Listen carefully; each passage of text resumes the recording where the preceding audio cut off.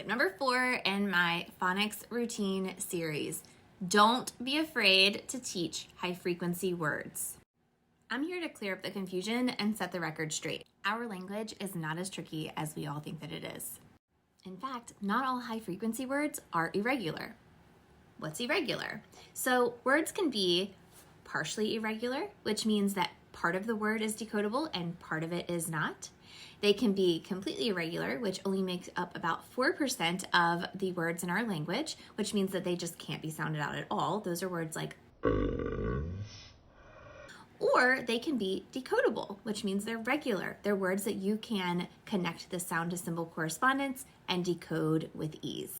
So keeping these sort of buckets in mind is going to help us when it comes time to actually teach our students how to read and spell high frequency words. Because here's the kicker, we now know that our brains do not remember words as whole units. We go through a whole process of taking in the letters, mapping those letters to sounds, and then reading the word. So knowing this, we know that flashcards and rote memorization and word lists sending home to parents, that is not going to cut it. Our kids are not going to learn high frequency words in that way. So then how do we teach them the high frequency words if they're not decodable, if they're only partially decodable? Well, that, my friends, is how the term heart word was born. What we have to do is we have to teach our students to map the sounds, just like we were talking about last week, map those sounds in our sound boxes, but we want to draw their attention to the part that they may not be able to decode. So take the word said, for example. The sound S is decodable and the sound D is decodable, but that AI makes that short E sound eh.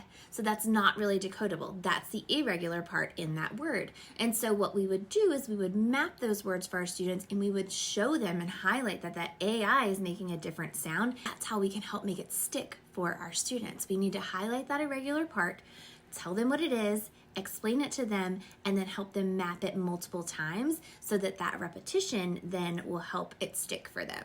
But we can't stop there because we can't just teach them words in isolation. They have to have lots of practice, lots of repetitions, and they need to be seeing these words in context. So in the decodable sentences and books and passages that they're reading.